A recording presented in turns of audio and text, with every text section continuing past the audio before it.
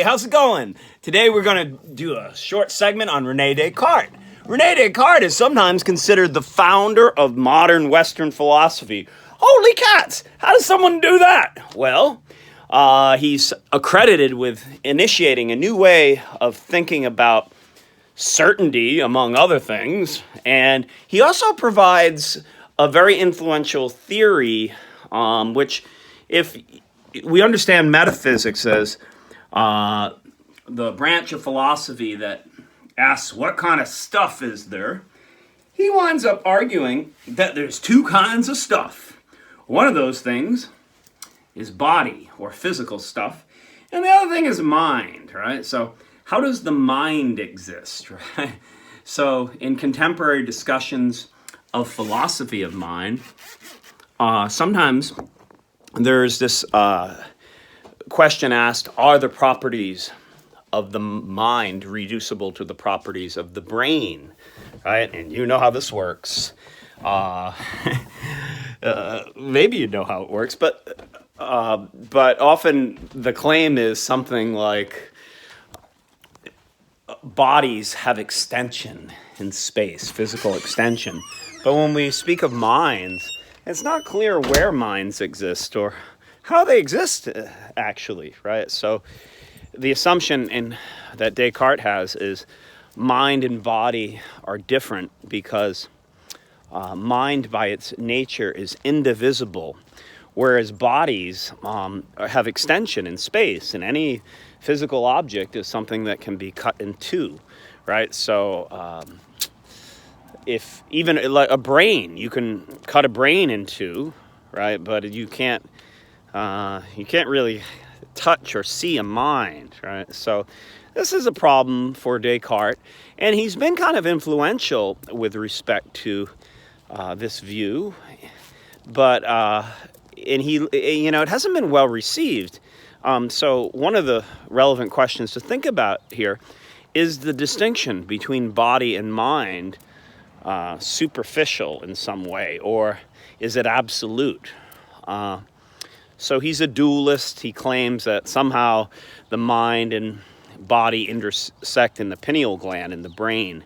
But here's a question. If you ever run into a dualist at a restaurant or maybe a bar, it's a good question. It works with any kind of dualism. And ask the dualist, well, how do these two worlds, how do they hang together, right? How do they intersect? What is the relationship between the two worlds? And that's a question that can be used to ask Descartes the relationship of mind to body. But you could, if you wanted to ask Plato something like that, you could say, what is the relationship of forms to the physical world? In other words, ideal essences. Plato claims also a two-world theory. Plato is doing something different than Descartes, but they both have dualism, meaning that there's two, right? It's a two-world theory in Descartes. But for our purposes today, I'd like to introduce to you something more fundamental about epistemology. Hey, look, old TVs. As you know, epistemology is the branch of philosophy that studies the scope, nature, and origins of claims to knowledge. And Descartes he starts off his foundational text for modern philosophy, the Meditations, right? And I think the Meditations is written in 1641 or so, give or take a year. But this is the famous text where he says, I think, therefore I am. And what that really means is he's trying to find something that is undoubtable. And so he starts off the text by saying, years ago, when I was a kid, I accepted all these false beliefs, which I accepted as true, right? And he announces in this project that he's trying to get a foundation so he can secure the new sciences. In other words, to found and ground the new sciences. And sometimes in late 20th century knowledge theory, his view is called foundationalism, right? So the idea being it's kind of like a foundation of a building, where if you don't have a solid foundation, anything you build on the structure is questionable, right? Or it's shaky, right? So Descartes is trying to figure out if there's limits to rational doubt, right? Are there some things that just can't be doubted? And so, by the way, St. Augustine, when he was fighting with academic philosophers, maybe 12 centuries earlier, has something similar to this claim, I think, therefore I am, only it's I err. I make mistakes, therefore I am. But in any case, Descartes, in the first meditation, winds up asking these questions about how do I know the things I think I know? And he does a survey of ways that he thinks he knows, right? And he talks about sense perception. And Plato does this, by the way, too. Both Plato's theory of knowledge as well as Descartes' theory of knowledge disses or minimizes the role of sense perception. And so both of them claim sense perception is unreliable. And so both Plato and Descartes are influenced by mathematics in their theories of knowledge, right? Plato used to run with the Pythagoreans in the ancient world. A squared plus b squared equals c squared for any right triangle.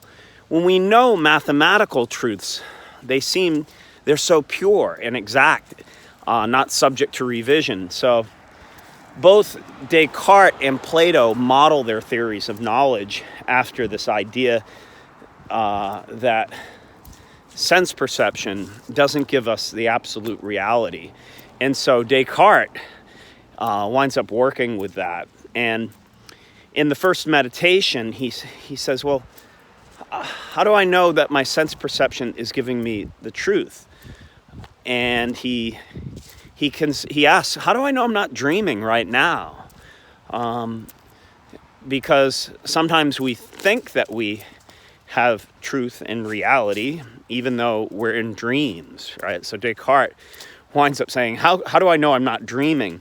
And then he doubts everything just for methodological purposes, because he's about establishing method in the sciences. So he says he doubts his memory. He doubts the entire external world. All things derived from sense perception. That is the stuff that we get through our eyes, ears, nose, and mouth, and so forth.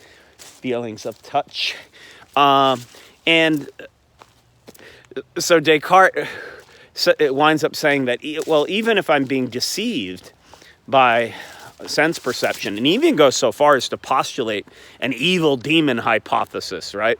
He has this idea that he asks, if there's an evil demon, maybe there's an evil demon fooling me, programming my memory with lies, making me think that I live in a body, and everything that this powerful demon is able to do to me confuses me into thinking that things are real that aren't real.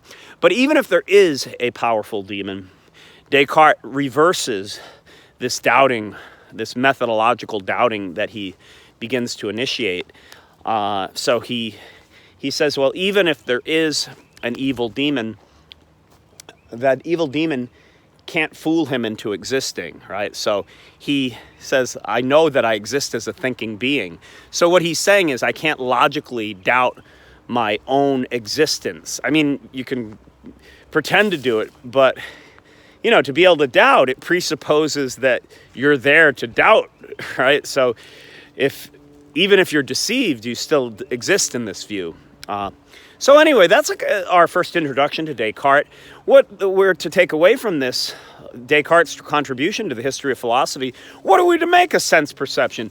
Moreover, how do we know we have the right methods for gaining the truth? Because Descartes is important for methods, and he writes another book called The Discourse on Method. Okay, that's all we have for Descartes today.